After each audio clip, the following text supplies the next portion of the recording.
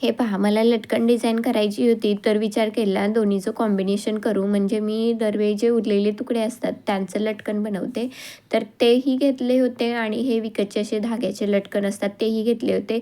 साडीच्या बॉर्डरमध्ये असे 2-3 colour mix होते. Peach colour, green colour, silver colour. तर त्या तिन्ही प्रकारचे 3 असे लटकन घेतले होते तिन्ही कलरचे. आणि हा असा नॉडला अटॅच करून एक पिंक कलरचा लटकन पीच कलरचा घेतला होता आणि त्यानंतर उरलेल्या तुकड्याचे असे काहीसं त्याचा शेप देऊन लावून घेते. आता त्याला मी लेसही अटॅच केली होती ब्लाऊजला बॅक साईडला. तर त्या लेसचंही कॉम्बिनेशन म्हणजे सगळ्याचंच कॉम्बिनेशन करून असं लटकन रेडी करायचं होतं आणि काहीतरी वेगळं करायचं होतं. विकतचं लटकन लावलं तर थोड्या दिवसांनी खराब होतं किंवा त्याचे स्टोन वगैरे खराब होतात, म्हणून मी ते अवॉइड केलं.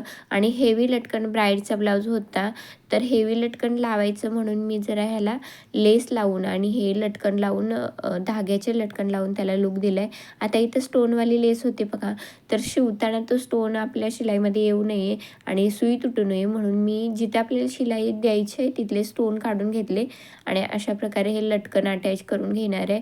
तर खूप सुंदर असे लटकन झाले होते ते. आणि कस्टमरलाही अपेक्षा असते की काहीतरी वेगळं व्हावं.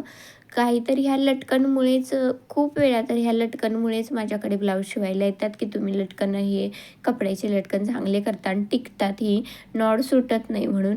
पण काही जणांना विकतचेच लटकन जे असतात ते आवडतात. तर कस्टमरची जशी रिक्वायरमेंट असेल तसं आपल्याला बनवून घ्यावं लागतं.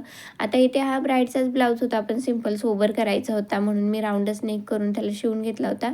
पण त्याच्यातल्याच उरलेल्या तुकड्याने हा लटकन खूप सुंदर झाला. या लटकनमुळे खरं तर त्या ब्लाऊजला लूक आला होता आणि साडी ही पूर्ण भरलेली होती. तर ब्लाऊज सिंपल सोबर आणि फक्त एक लेस लावून केली.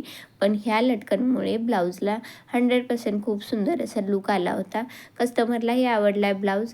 तर तुम्हाला ही लटकन डिझाईन कशी वाटली, ही आयडिया कशी वाटली, नक्की मला कमेंट करून कळवा. आवडलं असेल तर लाईक, शेअर आणि चॅनलला सबस्क्राईब करायला विसरू नका. थँक्यू.